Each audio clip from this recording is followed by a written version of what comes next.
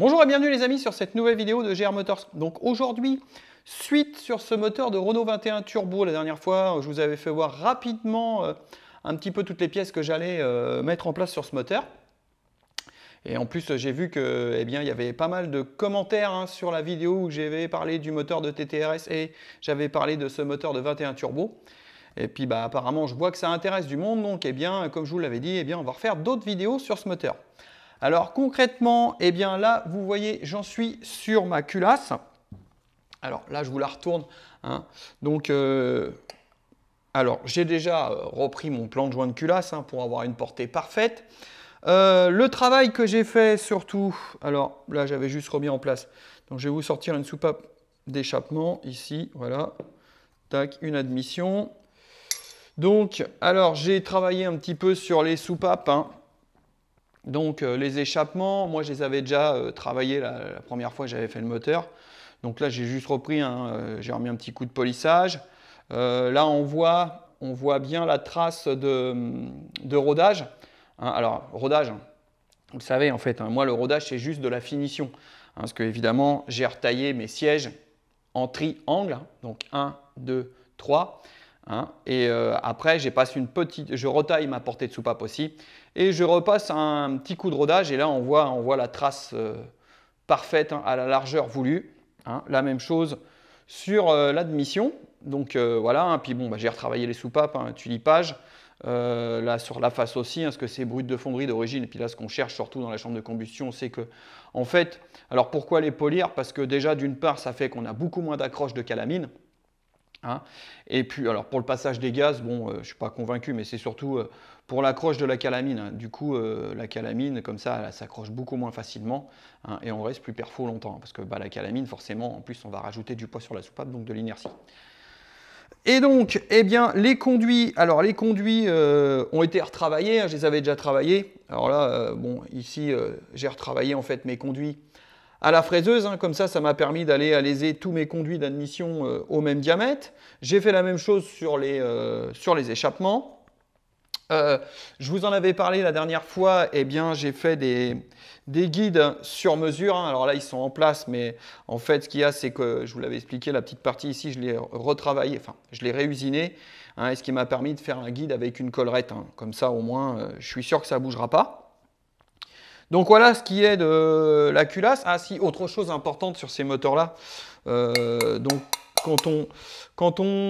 alors, parce que la circulation d'eau, comment elle se présente dans ce moteur-là? En fait, là, vous avez le bloc derrière avec la pompe à eau. Et la sortie d'eau, donc elle est ici, sortie d'eau chaude. Donc ça veut dire qu'en fait, là, on va s'imaginer que voilà, le moteur, voilà, il est comme ça. Vous imaginez qu'en dessous, c'est le bloc moteur. Donc là, il y a la pompe à eau en bas, comme on la voit derrière.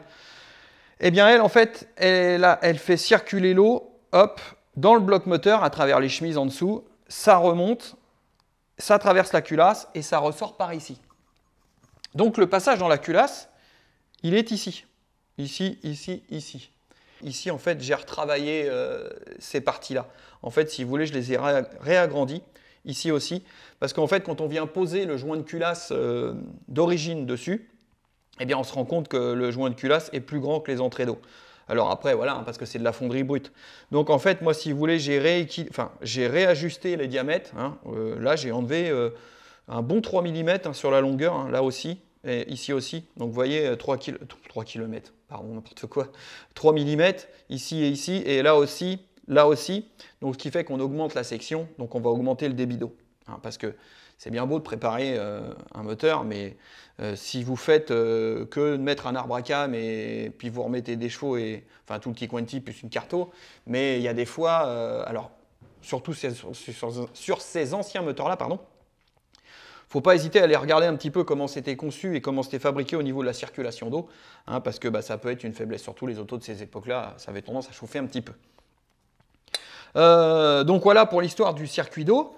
Autre chose aussi, bien évidemment, du ressort spécifique, du fait est qu'on va avoir un arbre à cam avec une levée plus importante. On a une levée de, je ne me rappelle plus, on a 10-11 à l'admission et on a 10-60 à l'échappement. Bon, on n'a encore pas un arbre à cam très très méchant, mais bon, c'est déjà pas mal. Donc vu qu'on lève plus, on en met plus de contraintes, donc c'est des ressorts spécifiques qui sont faits qui sont capables d'aller prendre plus de levées et surtout qui ont une pression supérieure aux origines. Donc voilà un petit peu le travail que j'ai effectué sur la culasse. Et puis, alors déjà je vais remettre mes soupapes à l'intérieur, on va pas les laisser se perdre. Tac. Et puis du coup, ouais, je pense que vous l'avez vu, on voit bien un petit peu la taille des conduits. Donc travailler, et puis voilà, comme j'étais sans le guide de soupape ici, ça m'a permis d'aller bien travailler mes conduits partout. Puis c'est surtout ce qu'on veut. Alors là, j'ai tout mis au diamètre à la fraiseuse, comme ça j'ai vraiment mes 4 entrées qui sont strictement au même diamètre. Et là aussi, j'ai fait un gabarit au niveau des entrées, ce qui permet en fait d'avoir un équilibre parfait entre les cylindres. Parce que on se dit, ouais, là quand je les ai repris à la fraiseuse, j'avais des différences sur le diamètre. Ouais, j'avais 8 dixièmes. Donc 8 dixièmes sur le diamètre, sur la section, quand on calcule, ça fait des débits moins importants. Idem sur l'échappement. Donc là, comme ça, on est sûr qu'on a exactement les mêmes diamètres partout, ce qui va faire qu'on va avoir quelque chose d'équilibré. Eh bien, voilà un petit peu qu'est-ce que je peux vous donner comme explication sur la culasse. Le bas moteur, j'en avais déjà parlé, donc moi j'ai déjà des chemises, pour ceux qui connaissent les 21 turbo en GS700, j'ai des pistons Wozner, mon vilebrequin il a été contrôlé et équilibré, j'ai des bielles en H, j'ai de la vis ARP, et puis voilà, après voilà, on assemble ça, on fait un montage propre. Bon là on a un bas moteur qui est forgé, donc normalement ça tient quand même pas mal. Je vous l'avais fait voir, mais je peux vous le refaire voir. Alors, je vais le décaler ici. Moi, je vais mettre ça ici, plutôt comme ça. Hop. Donc, le collecteur d'admission, Febi, de chez Febi, qui m'a fait. Donc, voilà, un collecteur. Alors, j'ai contrôlé l'accord pour voir un petit peu ce que ça donnait.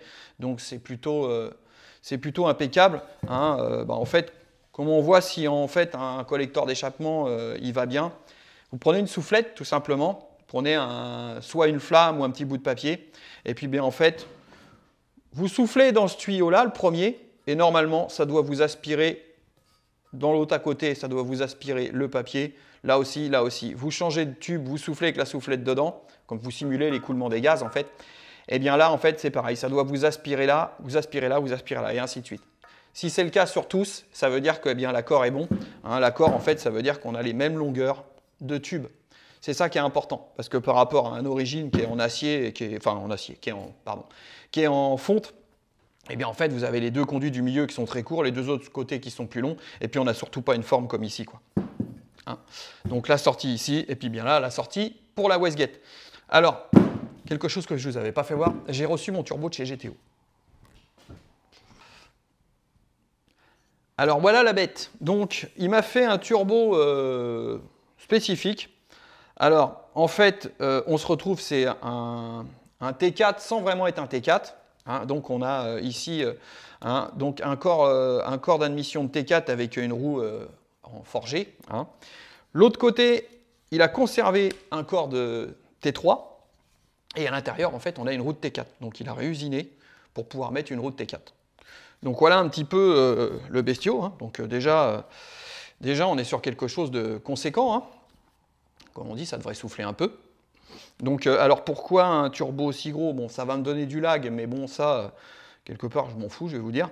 C'est surtout qu'en fait, on ne va pas être limité par la section d'échappement, parce que souvent, on a un petit turbo. Alors, les turbos, le problème, c'est que si vous avez un petit turbo, donc vous chargez tôt, mais vous êtes vite limité, parce qu'en fait, comme vous avez un petit diamètre à l'échappement, vous avez du mal à évacuer.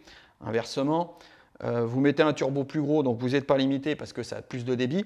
Mais par contre, il y a plus de lag. Plus de lag, ça veut dire qu'en fait, on a un temps de réponse qui est plus long. Entre le moment où vous allez accélérer et que le turbo va se mettre à charger, le délai va être plus long. Donc là, du coup, voilà, c'est un peu ça.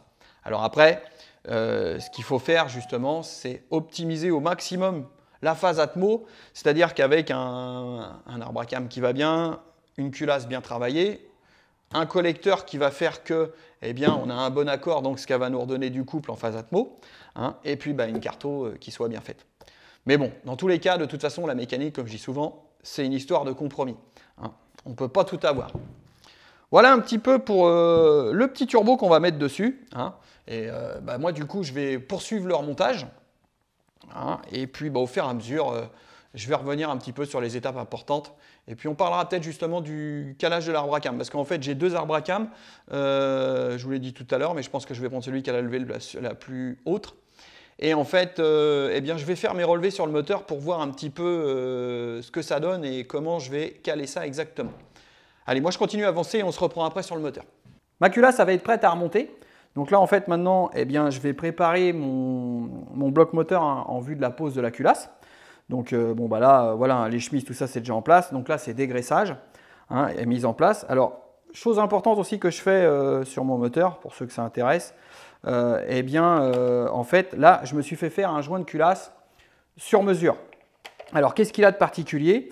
Donc, en fait, bon, bah, il y a la partie, on va dire, fibre hein, qui fait l'étanchéité. Et c'est surtout qu'en fait, j'ai fait un joint de culasse dit à anneaux séparés. Donc, vous voyez, là, j'ai des anneaux. Et en fait, je vais avoir un anneau par cylindre. Vous voyez, qui vient se mettre. Alors là, je le mets en place dessus. Je vais vous faire voir un petit peu comment c'est fait. Et donc, vous voyez, voilà. Là, j'ai l'anneau qui se met ici, à ce niveau-là. Parce qu'en fait, le problème qui se passe, et c'est le problème que j'ai eu sur ce moteur-là, c'est qu'en fait, bah voilà, je l'avais déjà préparé avant. J'avais mis un joint de culasse d'origine, hein, puis on sait que le joint de culasse d'origine, eh ben, comme tout, il a des limites. Hein. Il est prévu pour tenir d'origine, il y a 900 grammes de pression de turbo. Et puis, bah, voilà, hein, j'avais un bas moteur forgé, j'avais préparé un petit peu, j'avais un petit peu poussé la roue, j'avais mis un bar 3. Et puis, bah, arriva ce qui arriva, c'est que eh bien, quand on arrive à un bar 3, on commence à avoir des pressions assez importantes. Et puis, bien, en fait, vous voyez le point de faiblesse sur joint de culasse là, c'est ici, là où il y a mon doigt là, ici. Et puis, bien, en fait, bah, la partie là, pouf, elle a dégagé. Et du coup, bah, joint de culasse sauté, hop, l'eau a passé dans le cylindre et vice-versa, les compressions ont passé dedans. Donc, du coup, eh bien là, je ne recommence pas la même erreur. Là, du coup, voilà, j'ai fait faire un joint de culasse spécifique, renforcé. Hein, alors, c'est les gens qui fabriquent ça. Moi, je l'ai pris chez mes pièces auto, pour ceux qui connaissent. Donc, et vous pouvez avoir l'épaisseur que vous souhaitez. Hein. Donc, vous leur demandez, ils vous font la cote que vous voulez. Donc, du coup, bah, vous voyez que en fait, la grosse différence, c'est que ça, c'est la partie qui va faire l'étanchéité des eaux, de l'eau et de l'huile. Hein. Et ici, l'anneau, là, eh bien, c'est lui qui va faire l'étanchéité de la chambre de combustion, là où justement, il y a les pressions élevées et les températures. Et puis là, du coup, bah, là au moins, on est sûr que ça ne bougera pas. Donc voilà un petit peu pour la particularité. Alors, particularité aussi, c'est qu'en fait, du fait qu'il y a un anneau et deux matières différentes, moi, eh bien, pour être sûr de ne pas avoir de fuite au niveau des écoules, des retours d'huile et de l'eau, eh bien, je vais mettre une patte d'étanchéité sur la portée du joint, ici, là. Vous voyez, en fait, pour qu'il vienne se coller, pour être sûr que ça ne fuit pas. Hein. Et puis après, eh bien, on met en place, et puis bah, serrage classique, hein, on fait son serrage, on serre en place. Hein, mais voilà, c'était pour vous expliquer un petit peu la modif que j'ai fait. Donc au niveau du joint de culasse. Parce que comme je le dis, hein, quand on fait du moteur de série, on applique à la lettre ce que nous dit le constructeur, hein, parce qu'on reste dans le domaine de la série. Là, à partir du moment qu'on commence à toucher, eh bien, à vouloir aller chercher des performances, eh bien là, il faut faire un petit peu attention à ce qu'on fait et il faut réfléchir un petit peu à ce qu'on fait. Hein, comme je vous expliquais juste avant, comme par exemple au niveau du passage d'eau. Hein, là, je vous refais la cinématique du passage d'eau. Hein, là, il y a l'entrée d'eau qui est ici avec la pompe à eau. Donc ça circule dans le bas moteur ici, enfin dans le bas moteur, dans la partie où il y a les chemises.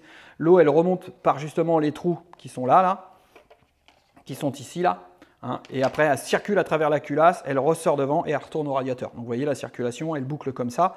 Et donc, en fait, tout le flux d'eau passe par ici et ces entrées-là. Donc, vous voyez, on n'a pas forcément un gros passage. Et d'ailleurs, sur les 21 super productions, pas les Europa Cup, mais les super productions qui étaient pilotées par Agnotti et qui faisaient 480 chevaux, ils modifiaient complètement le système, en fait, et ils rajoutaient en fait une entrée d'eau au cul de la culasse, parce qu'au fait de la cul de la culasse, on a une pastille de dessablage. En fait, ils supprimaient la pastille de dessablage.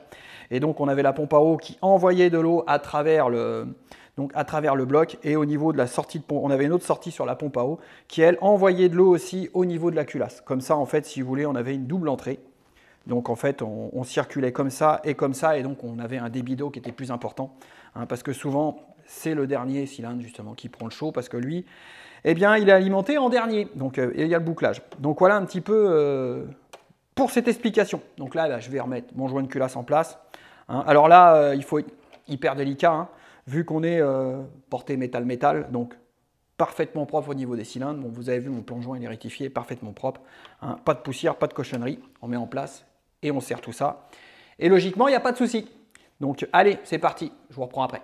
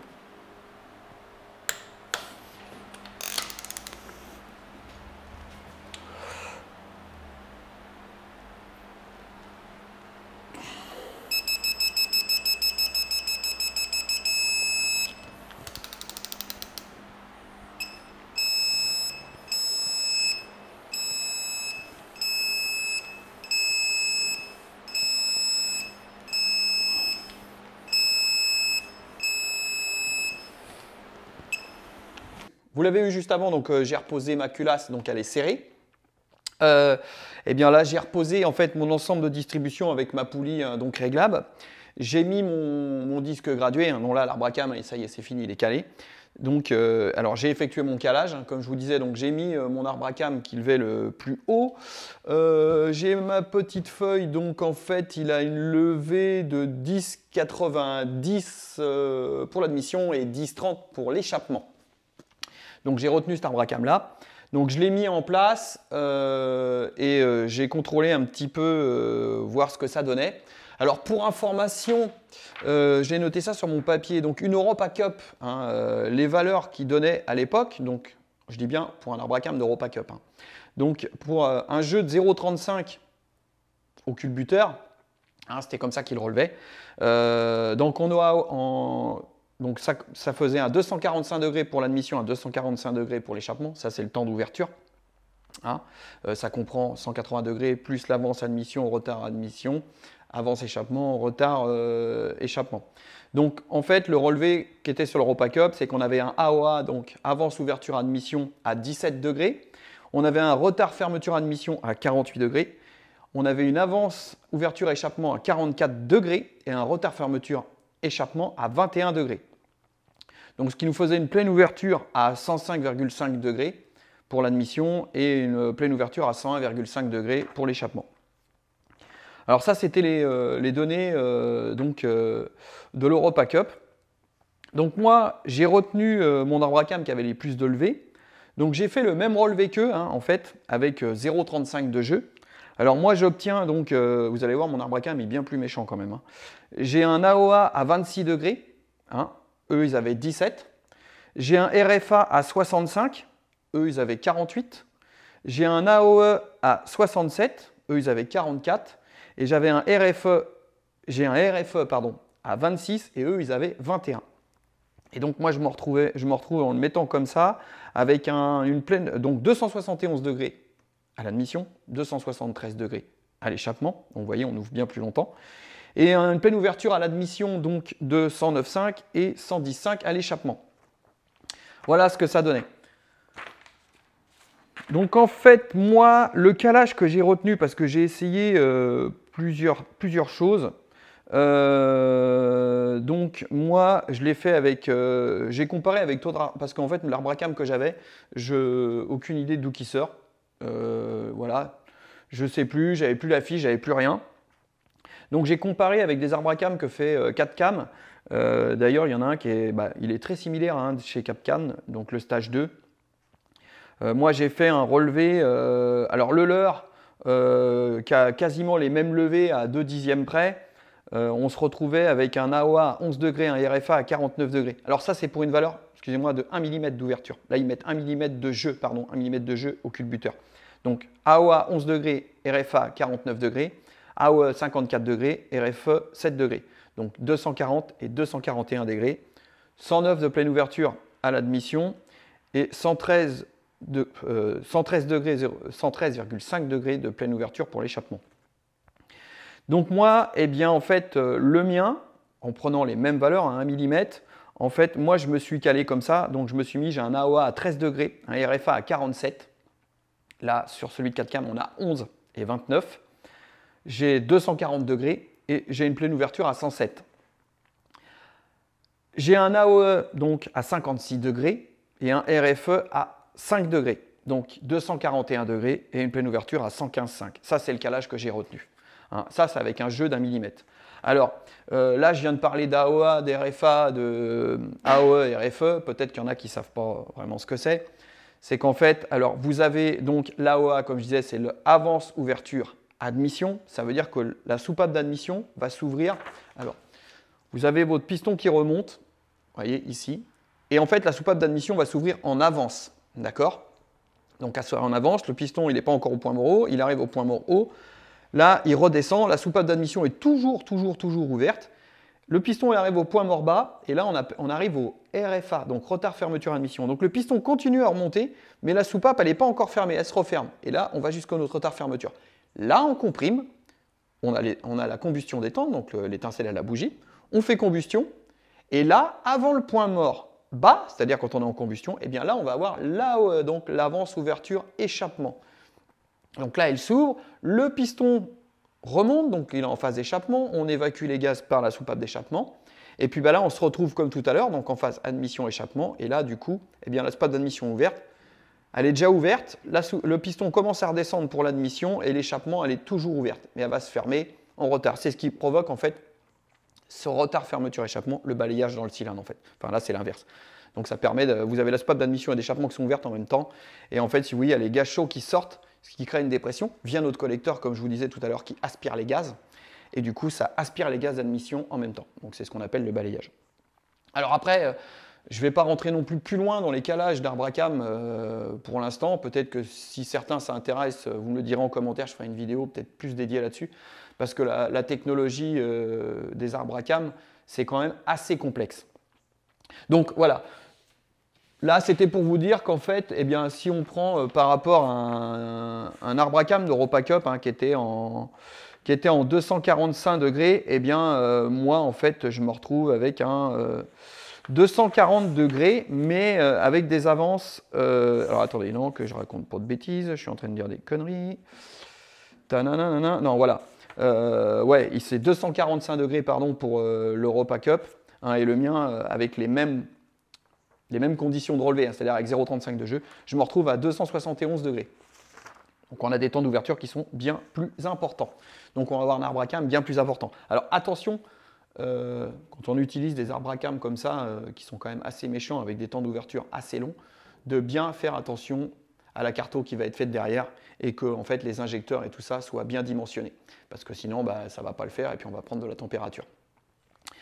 Eh bien, je pense que là, pour cette vidéo, je vais en rester là. J'en ferai une autre hein, sur la poursuite du remontage de ce moteur. Hein, donc là, vous l'avez vu, la distribution, ça a été mis en place et tout. C'est calé, bah maintenant en fait il va me rester les périphériques à remonter, hein. J'ai 2-3 modifs à faire au niveau de l'échappement et tout ça. Bon ça fera le sujet d'une prochaine vidéo. Eh ben, écoutez, j'espère que cette vidéo vous aura plu hein, sur ce fameux moteur de 21 turbo. Comme de toute façon je vous ai dit, je vais continuer à en faire dessus, hein, jusqu'à aller aux bandes puissance. Hein. Bah écoutez, si ça vous a plu, vous n'hésitez pas à faire un petit pouce bleu, hein, et puis surtout n'hésitez pas à liker et partager, et je vous dis tchuss!